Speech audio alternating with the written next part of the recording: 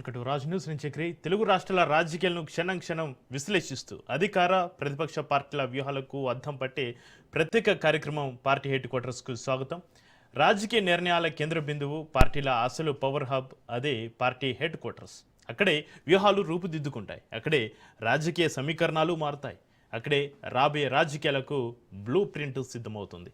ఏ పార్టీలో ఏం జరుగుతుంది, ఎవరి టార్గెట్ ఎవరు, ఎక్కడ అసంతృప్తి, ఎక్కడ ఆపరేషన్ ఆకర్ష్, ఎవరి వ్యూహం వెనక ఎలాంటి రాజకీయ లెక్కలు ఉన్నాయి, ఇలాంటి అన్ని కీలక పరిణామాలను పార్టీల అంతర్గత సమాచారం నుంచి తెర వెనుక రాజకీయాల వరకు వేగంగా విశ్లేషణాత్మకంగా మేము ముందుకు తీసుకొస్తుంది రాజ్ న్యూస్. నేతల అడుగులు, అధిష్టానాల ఆలోచనలు, కుటుంబాల కదలికలు, రాజకీయాల్లో మారుతున్న సమీకరణాలపైన పూర్తి విశ్లేషణతోటి పార్టీ హెడ్ క్వార్టర్స్ ఒకసారి చూద్దాం.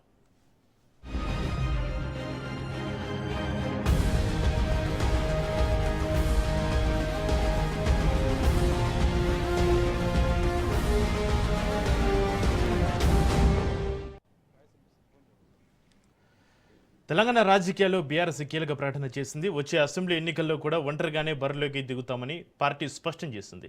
గత కొంతకాలంగా బీజేపీ బీఆర్ఎస్ మధ్య పొత్తు ఉంటుందంటూ జరుగుతున్న ప్రచారానికి BRS working president KTR check పెట్టారు. బీఆర్ఎస్ రాజకీయ ప్రయాణం తొలి నుంచే స్వతంత్రంగానే సాగుతుందని మీడియా చిట్చాట్లో కేటీఆర్ చెప్పారు. 2014, 2018, 2023 ఎన్నికల్లో ఒంటరిగా పోటీ చేసినట్లే రాబోయే ఎన్నికల్లో కూడా ప్రజల ముందుకు ఒంటరిగానే వెళ్తామని స్పష్టం చేశారు. బీజేపీ తోటి పొత్తు అంటూ జరుగుతున్న ప్రచారాన్ని కేటీఆర్ కొట్టిపారేశారు. బీఆర్ఎస్కు ప్రత్యేక రాజకీయ సిద్ధాంతం, ప్రత్యేక కార్యాచరణ ఉందని, ప్రజల మద్దతుతోనే ఎన్నికల్లో ముందుకు వెళ్తామని వెల్లడించారు. ఈ ప్రకటనతోటి తెలంగాణ రాజకీయాల్లో బీఆర్ఎస్ ఎన్నికల వ్యూహంపైన స్పష్టత వచ్చినట్లయింది.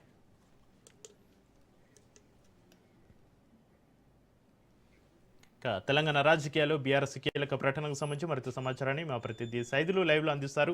సైదులు, తెలంగాణ రాజకీయాల్లో బీఆర్ఎస్ కీలక ప్రకటన, వచ్చే అసెంబ్లీ ఎన్నికల్లో కూడా ఒంటరిగానే బరిలోకి దిగుతామని పార్టీ స్పష్టం చేసినట్లుగా తెలుస్తుంది. దీనికి సంబంధించి మీ దగ్గర ఉన్న అప్డేట్స్ ఏంటి? బీఆర్ఎస్ పార్టీ ఆఫీసులో ఎలాంటి చర్చలు జరుగుతున్నాయి?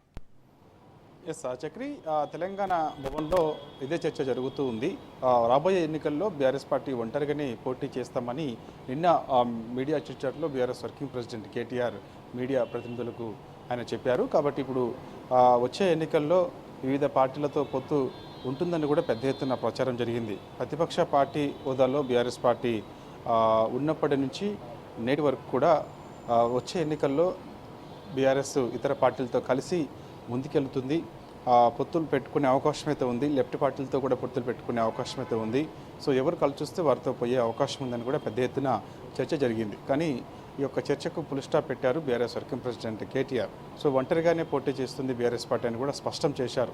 అంటే రాబోయే జనరల్ ఎలక్షన్లో బీఆర్ఎస్ పార్టీ ఒంటరిగానే పోటీ చేస్తుందని చెప్పేసి బీఆర్ఎస్ వర్కింగ్ ప్రెసిడెంట్ కేటీఆర్ చెప్పారు. సో ఏ పార్టీతో కూడా పొత్తు పెట్టుకోమని కూడా ఆయన స్పష్టం చేశారు. సో ఇక క్యాడర్ మొన్నటి వరకు కూడా కొంత అయోమయంలో ఉన్నటువంటి క్యాడర్కు స్పష్టత ఇచ్చినట్టుంది.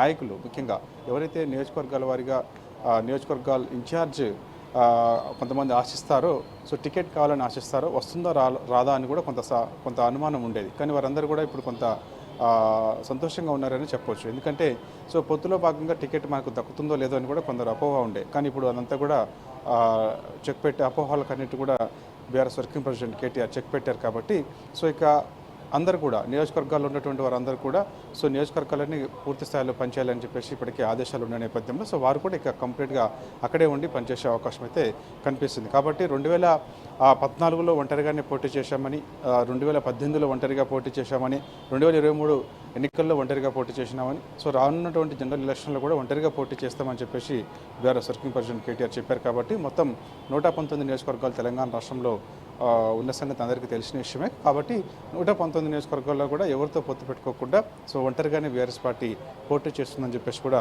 స్పష్టం చేశారు. కాబట్టి ఈ యొక్క 6 నెలలు అంటే మనకి ముఖ్యంగా ఈ పార్టీ సభ్యత్వం, అదేవిధంగా పార్టీ కమిటీలు ఇవన్నీ కూడా డిసెంబర్ వరకు కూడా పూర్తి చేసుకొని, ఈ సంవత్సరం డిసెంబర్ వరకు పూర్తి చేసుకొని సో వచ్చే సంవత్సరం నుంచి కంప్లీట్గా ఇటు పాదయాత్ర పైన దృష్టి పెడతానని కూడా కేటీఆర్ చెప్పారు. ఆ తర్వాత కేసీఆర్ బస్సు యాత్ర కూడా ఉండే అవకాశం ఉందని కూడా కేటీఆర్ నిన్న మీడియా చిట్చాట్లో చెప్పడం జరిగింది. కాబట్టి సో ఇప్పటి వరకు కమిటీలపైన దృష్టి పెట్టిన తర్వాత, కమిటీలు పూర్తయిన తర్వాత, సభ్యత్వం పూర్తయిన తర్వాత ఇక కంప్లీట్గా పార్టీ కార్యక్రమాలపైన పూర్తి ఫోకస్ పెట్టే అవకాశం అయితే కనిపిస్తుంది. ఇక ప్రస్తుతం మనం తెలంగాణ భవన్లోనే ఉన్నాం. తెలంగాణ భవన్లో రెగ్యులర్గా ఇక్కడ నుంచి పార్టీ కార్యకర్తలకు కేటీఆర్ అందుబాటులో ఉంటారని కూడా మీడియా చిట్చాట్లో చెప్పడం జరిగింది. కాబట్టి ఆయన ఉదయం వచ్చి పార్టీ కార్యకర్తలకు అందుబాటులో ఉంటూ వారి సమస్యలను తెలుసుకుంటారని చెప్పేసి కూడా చెప్తారు. మొన్నటి వరకు కొంత విమర్శ ఉండేది, అంటే వర్కింగ్ ప్రెసిడెంట్ కేటీఆర్ తెలంగాణ భవన్లో అందుబాటులో ఉండడం లేదని కూడా విమర్శ ఉండేది. కానీ ఇక ఖచ్చితంగా ఇక్కడ నుంచి అందుబాటులో కార్యకర్తలకు ఉంటారని కూడా చెప్పారు. కాబట్టి సో ఇక పార్టీ బలోపేతం పైన దృష్టి పెడుతున్నాం.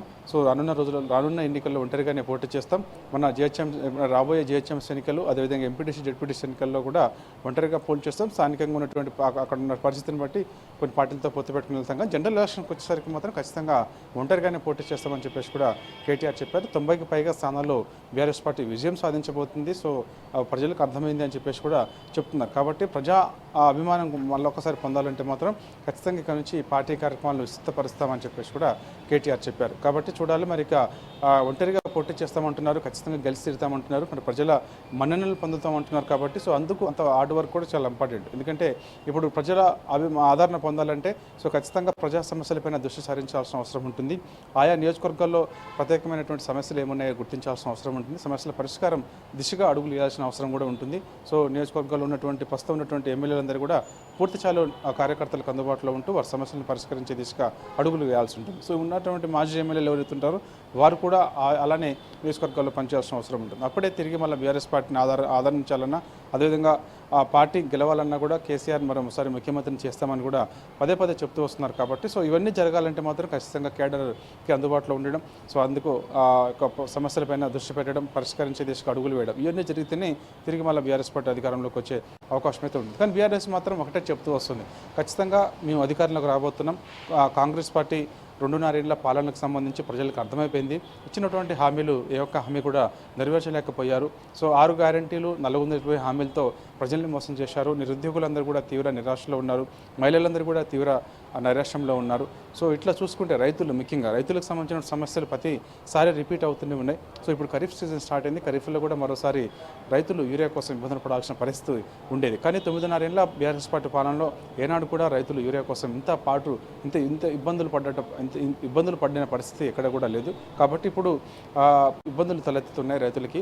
కాబట్టి ఈ సమస్య మేము వచ్చిన తర్వాత పరిష్కారం చేస్తాం, అలాంటి ఇబ్బందులు ఉండదు, రైతులని కాపాడుకుంటామని కూడా బీఆర్ఎస్ పార్టీ చెప్తూ వస్తుంది. కాబట్టి సో ఇట్లా ఫోకస్ చేసుకుంటూ ముందుకెళ్ళినప్పుడు మాత్రమే బీఆర్ఎస్ పార్టీకి ఆదరణ ఉంటుంది. కాబట్టి చూడాలి మరి ఇక బీఆర్ఎస్ పార్టీ తీసుకుపోయే కార్యక్రమాలు ఇప్పటి నుంచి ఏ విధంగా ఉంటాయి, ఏంటి, ఎలా ప్రజల అభిమానం పొందుతారనేది ఇక్కడ ప్రశ్న.